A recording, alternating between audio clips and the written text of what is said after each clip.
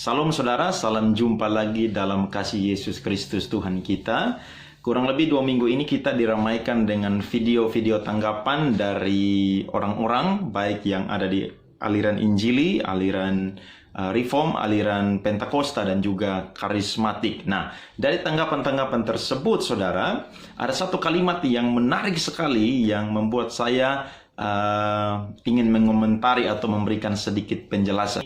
Kalimat itu yakni menghardik. Nah, saudara, menghardik ini sebuah kalimat yang kurang lebih dicatat di Alkitab, jumlahnya adalah 16 kali, baik di dalam Perjanjian Lama maupun juga Perjanjian Baru.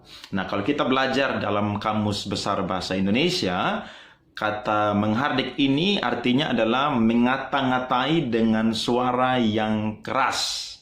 Jadi, dari arti ini, saudara, membuat orang karismatik atau orang Pentakosta mengadopsi kalimat ini sehingga ketika orang karismatik atau orang Pentakosta berdoa, maka biasanya mereka menghardik. Jauh lebih daripada itu, orang karismatik dan orang Pentakosta percaya bahwa apa yang Yesus perbuat, maka mereka juga perbuat.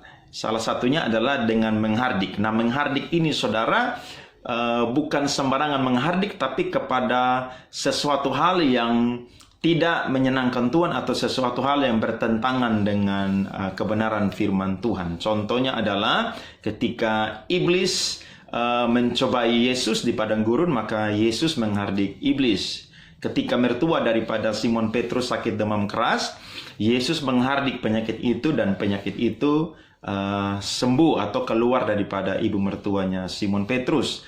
Ketika Yesus dan juga bersama murid-murid ada di Danau Galilea, ada angin dan juga air gelombang yang sangat luar biasa sehingga membuat murid-murid ketakutan. Mereka merasa bahwa mereka akan tenggelam atau hampir tenggelam, maka Yesus menghardik Danau Galilea sehingga danau itu menjadi teduh sekali. Nah, tujuan kita menghardik, saudara, bukan sekedar bercanda atau sekedar melakukan kata-kata yang kita ucapkan dari mulut kita, tapi tujuan kita menghardik adalah kita ingin sekali agar apa yang kita doakan itu boleh memperoleh mujizat atau kita bisa melihat bahwa Tuhan bekerja. Nah, saya mencatat, saudara, kenapa kita atau orang-orang Pentakosta dan orang-orang karismatik biasanya berdoa itu dengan gaya atau dengan cara menghardik. Yang pertama adalah percaya bahwa kita adalah orang-orang percaya yang sudah dimateraikan di dalam Yesus Kristus. Berarti ketika kita dibaptis dalam nama Bapa, Anak, dan Roh Kudus, maka Roh Kudus sudah tinggal dalam kehidupan kita. Itu sebabnya kita memiliki kuasa untuk bisa melakukan sama seperti yang Yesus lakukan. Kemudian yang kedua, saudara,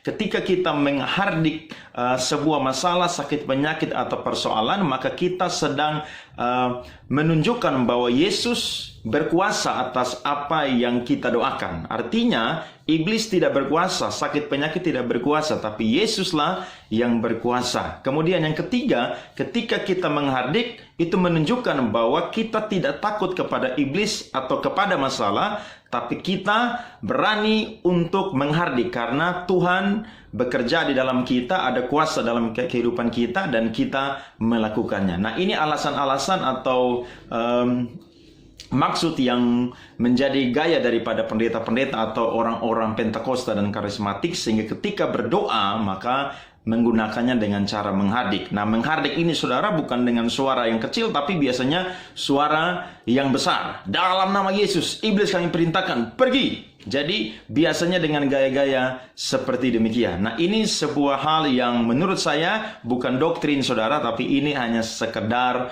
gaya atau mode daripada orang-orang Pentakosta dan karismatik. Jadi, setiap kita punya kuasa, tapi mungkin kita melakukannya dengan cara yang berbeda-beda. Tuhan berkati dengan video ini, kiranya kita dapat menerima atau mendapatkan penjelasan yang singkat mengenai kata menghardik.